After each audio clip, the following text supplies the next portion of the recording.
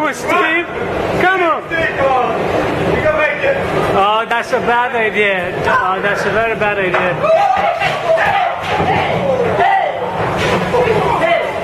Hey, what is going on, guys? It is Dobie here, and welcome back to another video here on the channel. Today, guys, we are doing a top 5, and this top 5 is going to be top 5 best DLCs in Black Ops 3. Now, there's literally only 5 DLCs in BO3, so basically what I'm going to be doing here is I'm going to be ranking them from best to worst. So let's just jump right into it right away. So coming in at the number 5 spot, coming in at the worst DLC in Black Ops 3, this has to go to DLC 2. This has to go to Zetsubou no Shima. Now, I don't think Zetsubou is a terrible map at all. I mean, I don't think it's a bad map, but it's obviously the worst map on Black Ops 3. I mean, there's a lot of things in Zetsubou that I don't really enjoy. Personally, I hate how you turn on power on this map. I mean, turning on power just pisses me off. I mean, having to, use buckets and water and stuff like that. Where's the power switch? Just put in a power switch and it'll be all good. But no, we had to use buckets and we have to use water and stuff like that. It's just overall a piss off. I'm not a big fan of having the water in zombies. In Zetsubou, there's a lot of things you have to do in the water, and it's very easy to drown. I've drowned several times playing Zetsubou, and it just completely pisses me off. And that's probably the worst part about Zetsubou, is turning on power and just having to swim to do things. It kind of gets on my nerves because it's easier to die. Like I said before, I don't really hate Zetsubou, but obviously it's the worst on BO3. I mean, there's some parts of Zetsubou that's really good. The KT-4, the Skull of Nampui, I love those weapons. They're great weapons.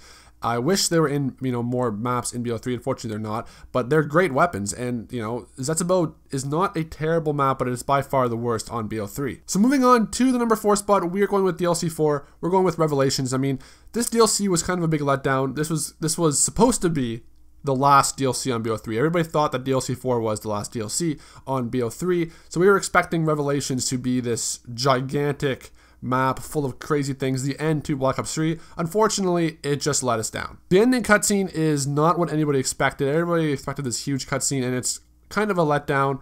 The ending cutscene and the Easter egg is kind of a letdown. The Easter egg for Revelations is very, very glitchy. I said it before in a lot of my other videos. The Easter egg was such a pain in the ass to do back when it first got released because of all the glitchiness. Now it's a lot easier, but back in the day it was a pain in the ass to do the Easter egg. And this was supposed to be the most important egg on BO3. It was the final map. It was the final map. It was supposed to be the most important Easter egg on BO3. And everybody had a hard time doing it because constant glitches. And then if you actually did it, the ending cutscene was just a big letdown. Another thing that I don't really like about Revelations is the fact that they basically just remastered a bunch of maps and put them all in to make the map. There's not really a lot of new parts of the map. Obviously, you got the Apothicon, you got the spawn room. There are some new parts, but basically what the map is a bunch of old maps just, put into one map, which honestly, it is sort of cool to actually see these maps, in one.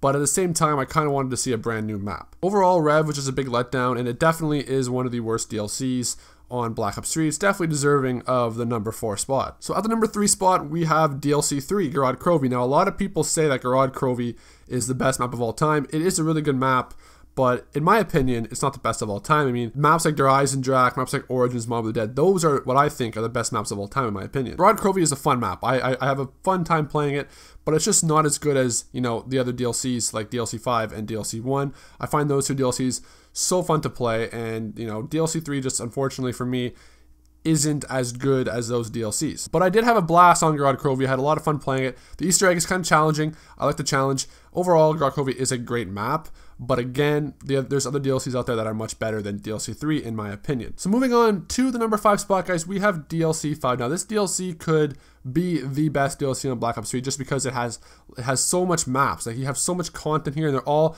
classic remastered maps. The hype leading up to DLC 5 was absolutely crazy. I mean, everybody always talked about a DLC 5, but it never came out until Black Ops 3. We got DLC 5 and we got all these remastered maps. We can go back to Black Ops 3 now. We can play maps like Kino, Shangri-La, Origins, old maps from previous games now on Black Ops 3. That is absolutely incredible. I had so much fun on all of these maps. I mean, redoing the Moon Easter egg, redoing the Origins Easter egg on Black Ops 3 is absolutely awesome. This DLC is by far one of the best DLCs. I could have put it at the number 1 spot, but the number 1 spot has to go to DLC 1. Der Eisendrache is just such a good map. Everything about it, from the bows to upgrading the bows to doing the Easter egg and the setting of the map, everything about the map is just brilliant in my opinion. For me, the Wrath of Aegis is definitely the best one weapon in Black Ops 3. I mean, you can upgrade this thing to 4 different upgrades, and every single upgrade is just incredible. I mean, the Void Bow is probably the worst, obviously, out of all the other upgrades, but the Void Bow is still very good. I mean, all these bows are just awesome to use, and they're not that difficult to actually upgrade. I love the theme of Der Eisendrache. I mean, a castle in the middle of Austria,